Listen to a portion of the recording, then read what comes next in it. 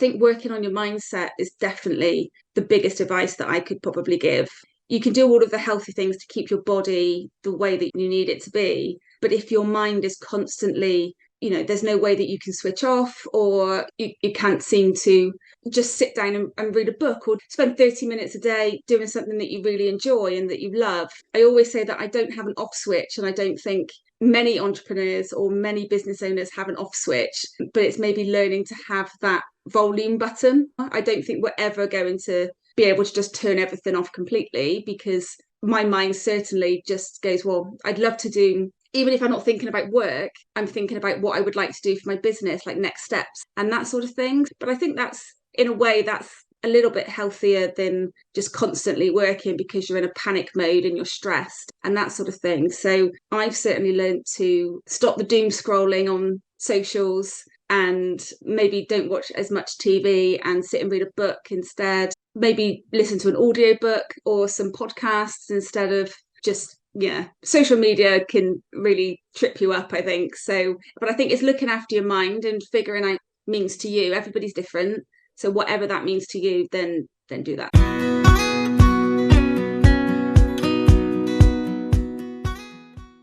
Welcome to another episode of the Property Management Podcast. I'm Kylie Walker, and thank you so much for having me in your ears yet again.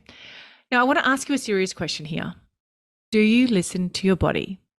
And if you're shaking your head, no, of course not. Who would ask that question? Well, stay listening to this episode. I've been so very guilty over the years of not listening to my body. You see, our bodies are constantly trying to send us messages, whether that's the feeling of our gut instinct, it's maybe a tension headache, maybe your neck and shoulders are stiff and sore because you've been spending too much time at the computer.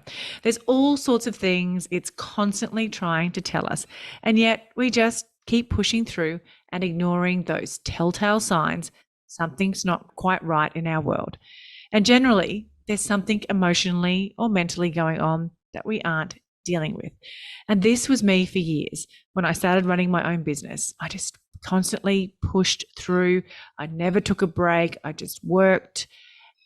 And when I went on holidays and finally let my body relax, I got sick, from eye infections to flus, and eventually it developed into a heart arrhythmia. Well, what if I told you that my guest in this episode nearly lost her life because she pushed through the signs her body was telling her? Slow down, stop, rest, take a break. It was literally screaming at her. And in fact, she was only given a 10% chance of survival. And imagine being told that, knowing she'd be leaving behind her husband and 3-year-old daughter. Luckily, she beat the odds and overcame pneumonia and sepsis. And not many people do. But Jodie Fraser has that rare, resilient spirit and determined mindset.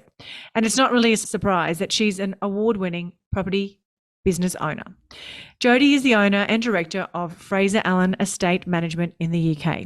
Her company manages the communal area of blocks of residential properties in the south of England. And after almost 10 years as a property manager, like many of us, she became despondent and wanted something more. So she went out and started her own business. And while there's no regrets, it's certainly been a wild ride for Jodie. And in this episode, she shares the highs and absolute lows in her entrepreneurial journey and how burnout nearly buried her at 39. Jodie, thank you so much for joining me on the Property Management Podcast all the way from the UK. It's really exciting to have you here. Now, before we dive in and chat further, can you just share with our audience a little bit about yourself and how you got started doing what you do now? Absolutely. So, hi, I'm Jodie Fraser. Yes, in the UK, a place called Bristol. And I started in this industry, 17 years ago now.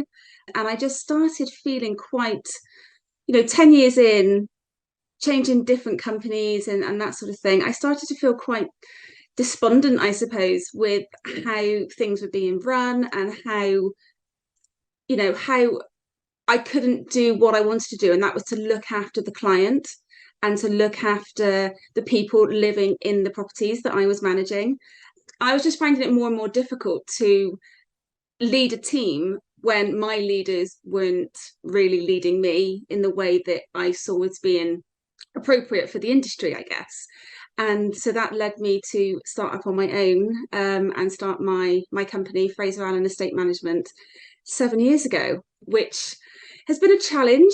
It's been amazing all at the same time. So it's been, yeah, during that time, I got married, I had a baby, we had COVID, and yeah, it's been a roller coaster, shall we say.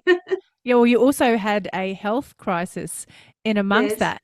And I was reading some stuff on you, and it says that, the headline that I read was, award-winning property entrepreneur. Yeah, So you yeah. are actually an amazing award-winning entrepreneur, but you nearly lost your life.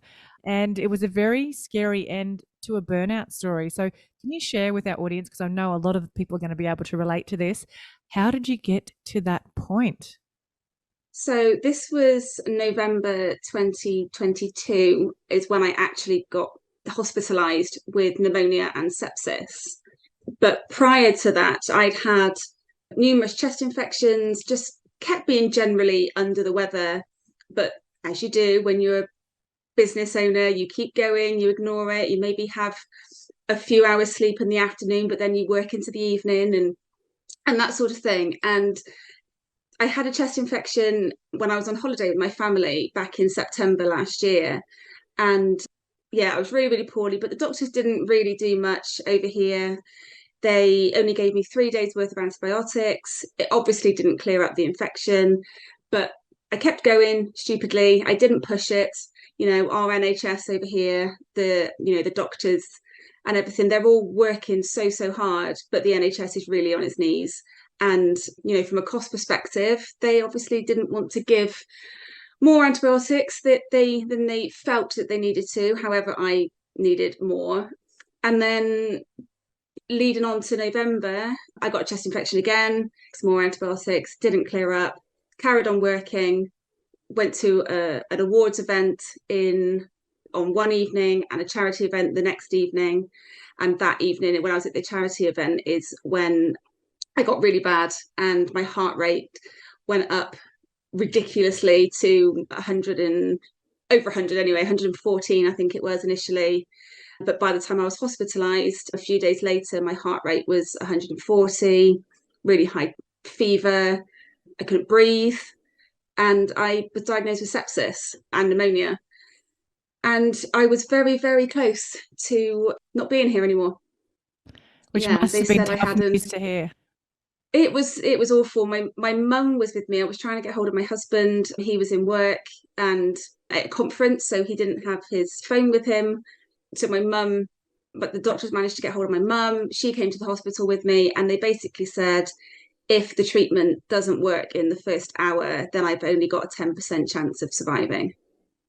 And I'm only 39, so only just turned 39 as well at that point. So yeah, it was a And how very old was scary time, thankfully. Oh, sorry. How old was your daughter as well? She had just turned 3, so she's nearly 4 now, but she had just turned 3, and I just never want to see that look on her face again.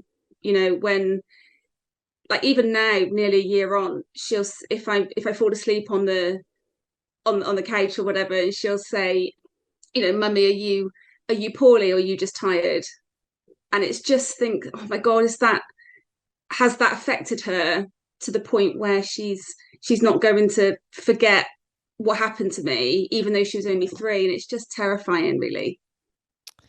That must have been an awful experience, and I really can feel for what you went through. I had a mother with sepsis a couple of years ago, and it was not a great experience. So No, no. I can't imagine going through it myself, though, and with kids as well. So maybe let's talk about, if you don't mind, some of the signs that were that you were ignoring, and maybe diving into that mindset. Why were you pushing yourself so hard? Because I know I can relate to that as well. So Yeah. if you are anything like me, you think you know your rent roll numbers. Well, I thought I did, until I had a rent roll health check, and I was quite literally shocked. The money I was leaving on the table was astounding. And this is not something that I'm proud to admit. There were missed management fees, let fees, advertising, and lease renewal fees not being charged, and properties even without bonds. And all of this was happening despite monthly audits being conducted in my business. So how did I uncover all these gaps in my valuable income? Well, I had a rent roll due diligence from my good friend Tazi, aka the Rent Roll Queen and founder of the Tazi Way, a specialist in rent roll due diligence, business valuation, and management rights. The Tazi Way is the innovative force driving the real estate industry.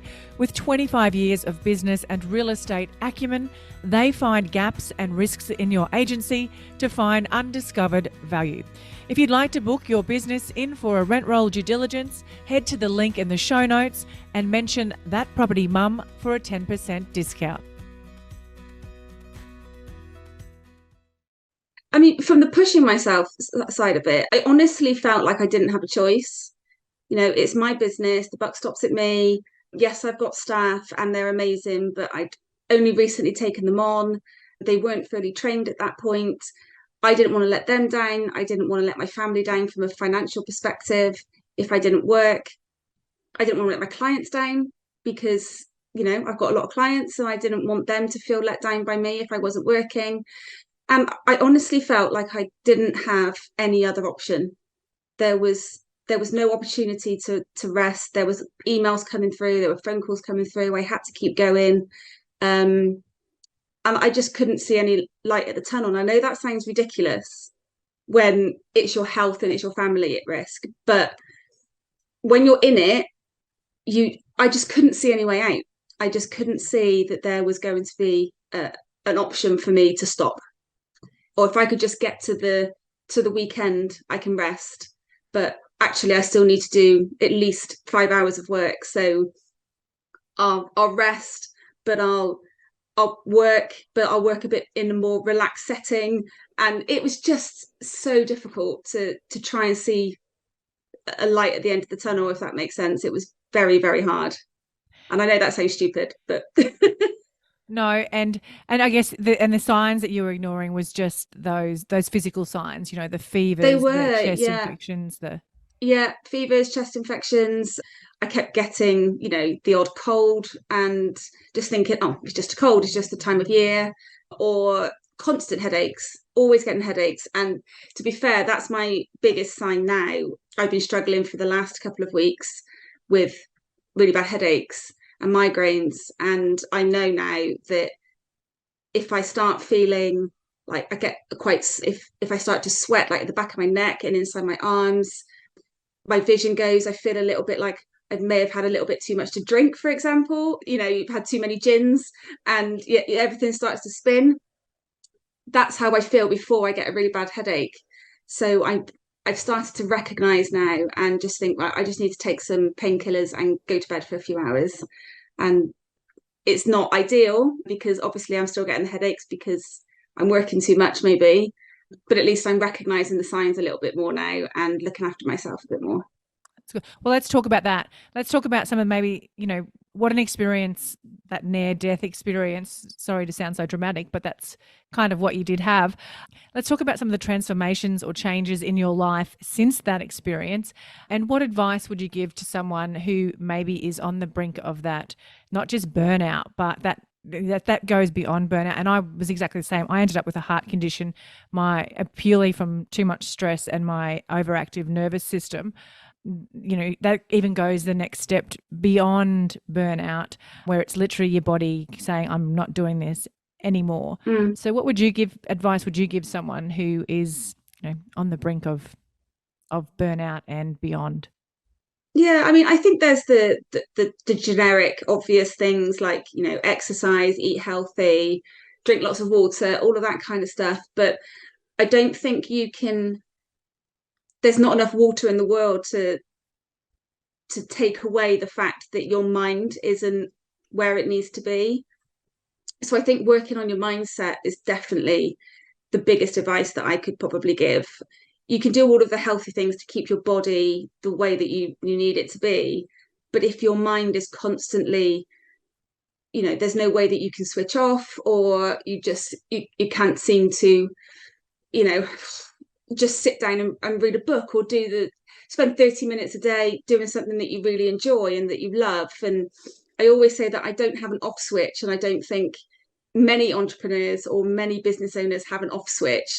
But it's maybe learning to have that volume button a bit more. I don't think we're ever going to be able to just turn everything off completely, because my mind certainly just goes, well, I'd love to do, even if I'm not thinking about work, I'm thinking about what I would like to do for my business, like next steps and that sort of thing. So, but I think that's, in a way, that's a little bit healthier than just constantly working because you're in a panic mode and you're stressed and that sort of thing. So I've certainly learned to, stop the doom scrolling on socials, and maybe don't watch as much TV and sit and read a book instead. Maybe listen to an audiobook or some podcasts instead of just, social media can really trip you up, I think. So, but I think it's looking after your mind and figuring out what that means to you. Everybody's different. So whatever that means to you, then do that. Yeah, absolutely. And so would you say that you're in a much better place now? You're in, you said you were definitely aware of it. I can certainly relate to that, not being able to switch off your mind, constantly thinking of what I should be doing next. And, but for you personally, would you say that you wouldn't get to that point again now? You've got some strategies in place, I guess, to pull back? Yeah, absolutely. I think, I've definitely got the physical side of things down. I know when I'm getting poorly, and it's not always possible. I've got a nearly 4-year-old, and, it's not always going to be possible to rest when you want to rest because she wants to play hide and seek, or she wants to play a board game or go outside or something like that. But I think, I've got a really supportive husband, and if I just say, I really need to get an early night, can you do bedtime tonight? And I think last weekend, for example, I was in bed and asleep by 7 because I knew that I just needed that sleep. And he did everything, bath time, bedtime, all of that kind of stuff. And I just couldn't manage it. So I just said, I need to rest and I need to sleep. And I slept solidly through the night, which was great. But yeah, it's watching out for those signs and just definitely just looking after yourself. Everybody's different. Everybody copes differently. I still get stressed. I still have days when, yesterday was a prime example, when I had a couple of emails from clients that could be, termed as aggressive, and which happens sometimes, unfortunately. And because I was tired and I'd had long meetings and long days, I had a cry. And I think, just let it out. Ultimately, it's not a sign of weakness. It's just a coping strategy that I have. And if that works for you, then do that. Yeah, I've just cried nearly every day for the last 2 weeks. So yeah, I can again empathize with that as well. Yeah. I'm not normally a crier, but sometimes you just feel like everything just, it's a sign I need a holiday. So I've got, like I said to you earlier, I'm heading your way. I'm heading to the UK. Yeah. And I've got a whole month of just catching up with amazing friends and traveling with my daughter. But I think for me that, my sign is the teariness. It's not usually my go-to, but I definitely need a holiday. So I'm going to run with that excuse anyway. Definitely. Well, I'm so glad to hear that you are, are well and that things are improving. Let's talk about property management in the UK. And your business is a little bit different from traditional business. We would call it strata management here in Australia. But, obviously burnout is a big issue in your industry as well over in the UK. What are some of the other struggles or things that have happened post-COVID that you were dealing with in property management? There's been so much talk of stress, overwhelm, and burnout in property management lately. Do you want to know how I overcame all of that? Yes, I hit rock bottom multiple times, but I got myself a virtual assistant. Actually, not just one, but 3. But I didn't just get any VA, I got a PMVA. What are they? Well, they are the most well-trained in the business. And not only that, you also have a backup VA. so that essentially your business is never without admin support ever again. And my health, time, and business has never looked back. Your PMVA can take care of tasks like rent arrears, lease preparation and renewals, maintenance follow-up, routine inspection bookings, data entry, audits, prospecting, inbox management, and so much more. And the best part of implementing a PMVA in my business was that it freed up my time and my team's time to take care of important things like customer service. What makes me feel so safe is that PMVA is owned by Tiffany Botel, both here and in the Philippines, making my data secure and giving me more control over the VA arrangement. So head to the link in the show notes to book in your discovery call with Lady Boss Tiff.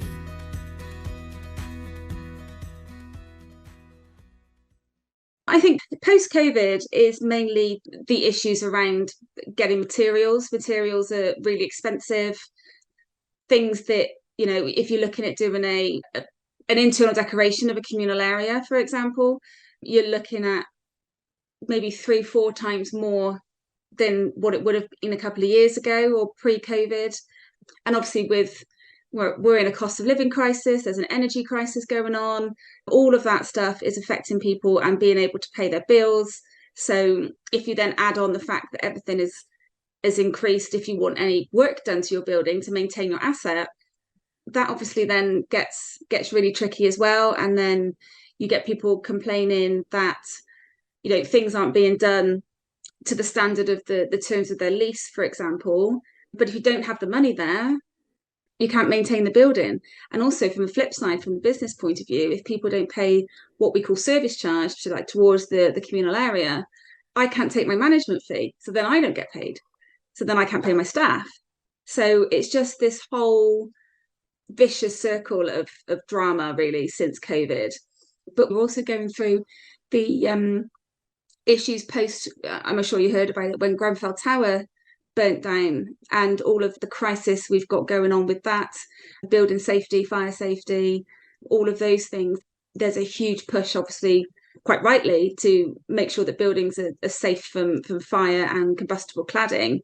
So yeah, it's everything from cladding to COVID to energy to everything is just All crisis. a bit tricky. Yeah. All costs, yeah. All costs and crisis, all the C's are problematic for you at the moment by the Yes, sound of it. definitely. And, we're not getting a lot of guidance from the government either. So, they'll say that you have to do X, Y, and Z to ensure building safety, but then the responsible person to do that isn't very clear. So is it the building, the people who live in the building? Is it their agent? Is it the landlord? Is it, and it's just, there's no clarity at all. And even our legal advisors with our governing body and everything, they're going to government and saying, you need to tell us because you're threatening to put us in prison, but you're not telling us who's responsible. So we can't put those processes in place. It's really, really tricky at the moment.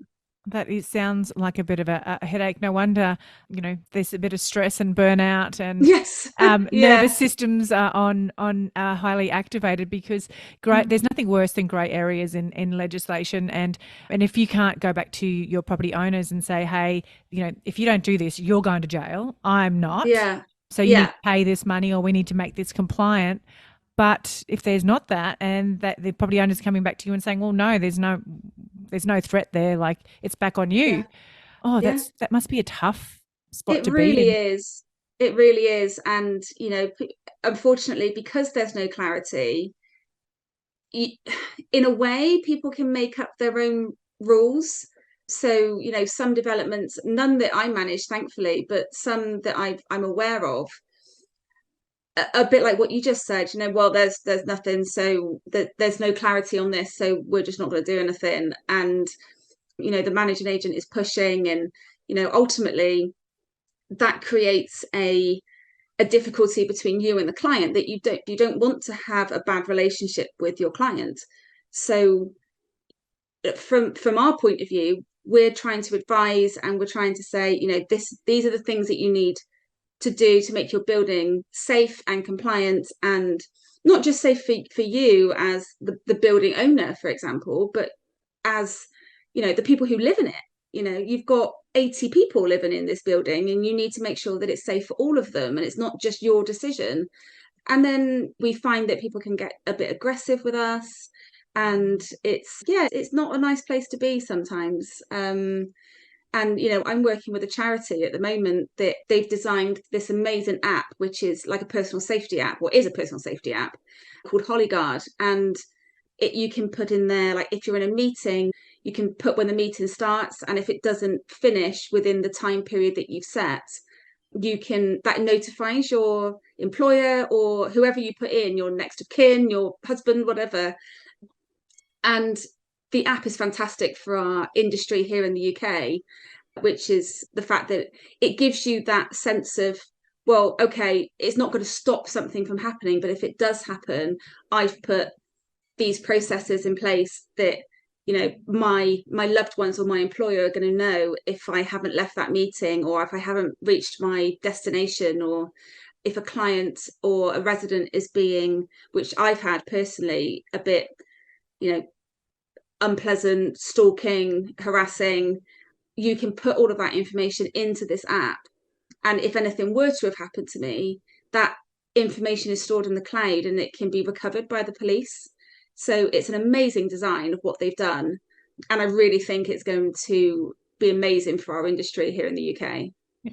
Is it just for the UK, or can it be? At the moment, it is. Yeah, they are working on making it worldwide. They're working on. I know they've had some talks with people in America.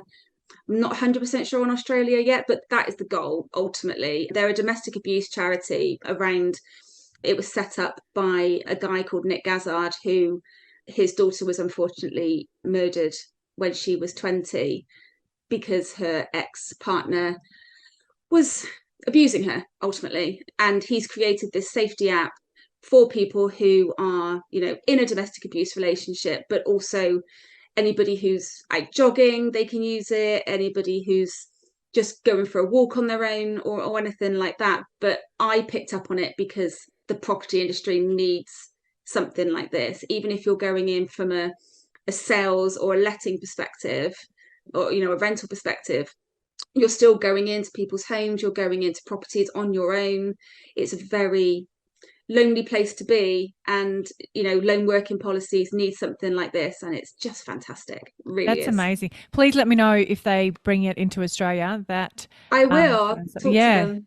it is. I know I personally have had situations where I've been showing people through properties and felt very uncomfortable with certain people that have been in there at different times. So, and there has been a few instances here in Australia where especially women have been attacked showing people properties and stuff. Everything's online now. It's so transparent to see who's taking people through the property. If there is a stalker or those domestic violence situations, it's very easy for people to see where you are and what time you're going to be at a particular property. You're a sitting duck if you are unfortunately in one of those situations. So love it. Let me know when it comes to Australia. Now, I love personal development. Can you share a tool, resource, book, podcast, something that you think will help our listeners? So I think from a podcast perspective, have you heard of Stephen Bartlett?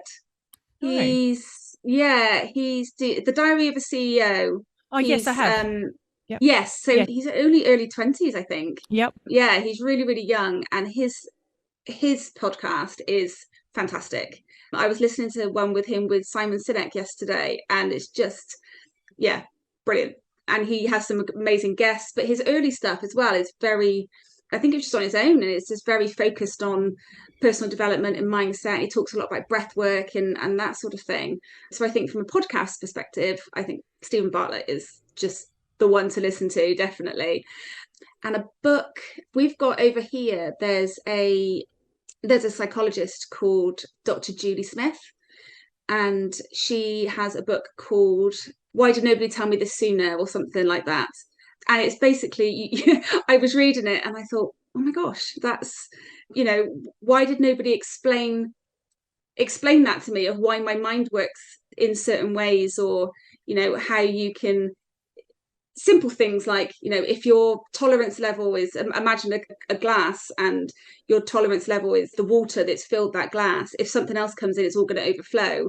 But the way she explains everything is really clever, and she's on Instagram as well, and it's really great. I'm going to go and have a listen to that. That sounds like something I need Yeah. to listen to. And I love that if they're Yeah. talking in really in really simple language. I think Simplistic terms. Yeah. simplistic terms. That's the word.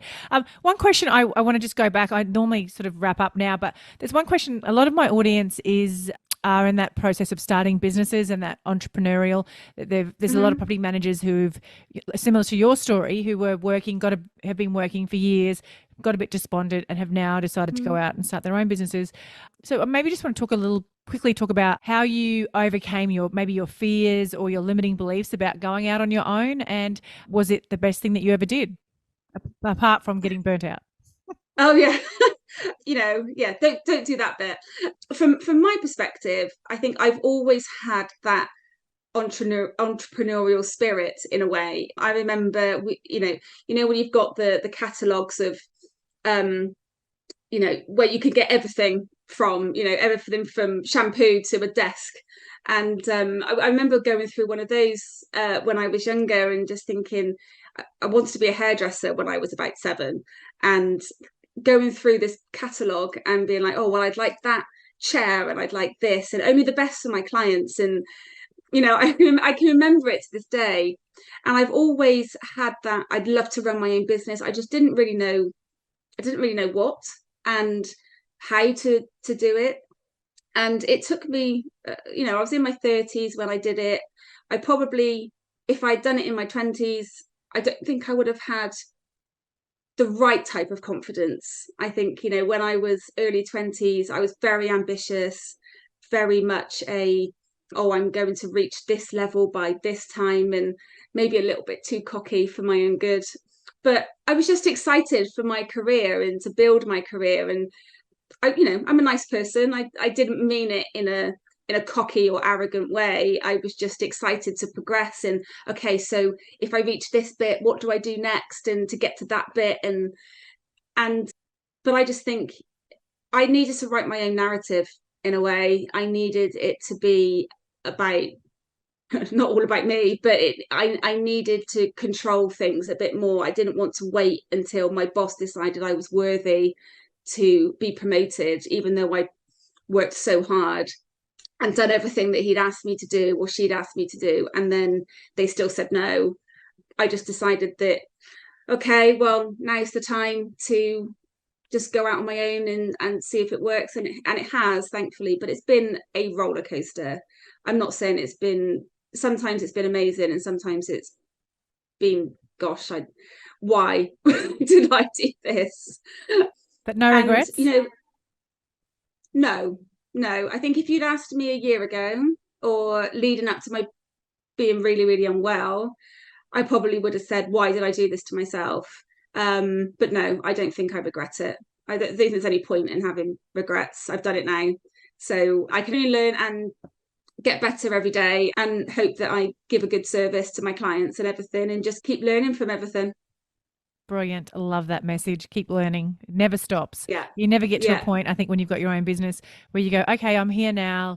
Let's just sit. You just never get to that point. It's okay, what's next? What's next? Yeah. Which is amazing part of being a business owner, I think. So how can our audience connect with you? What's the best place if anyone wanted to find out more, and anyone's heading over your way like me? Yeah, so probably the best place is LinkedIn. So I'm Jodie Fraser on LinkedIn. My website is fraserallenem.co.uk, so you can find out about the business there. And we are on socials as Fraser Allen Estate Management as well, Facebook and Instagram.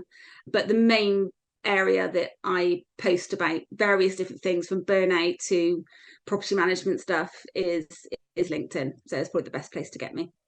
Amazing. Thank you so much. It's been amazing to connect with you, and I'm looking forward to catching up with you when I come over there next month. Really? Yeah. Thank you for having me. One thing I dread doing is chasing up rent arrears and debt collection. It takes up valuable time, and it can often lead to conflict. but it is a necessary evil when you are running a property management business.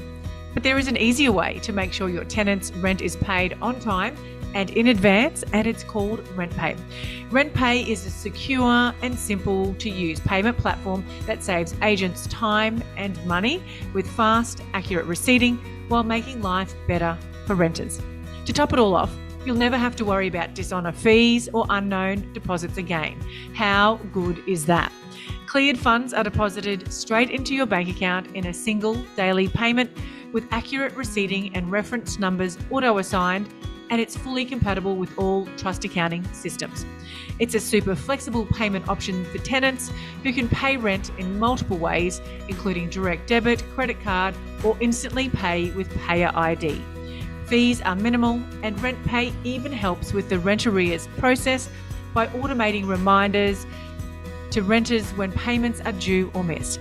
If you are currently paying large bank fees, struggling with constant dishonors because the funds aren't cleared when their funds land in your trust, or wasting time chasing up unknown payments, I encourage you to book in a free demo with RentPay and give yourself and your renters an easier way to pay rent. Can I ask you a quick favour before you leave this episode? Now, we all know how important reviews are for businesses these days, and mine is no different. If you could spare just a minute to follow, rate and review this podcast, it would mean a lot to me.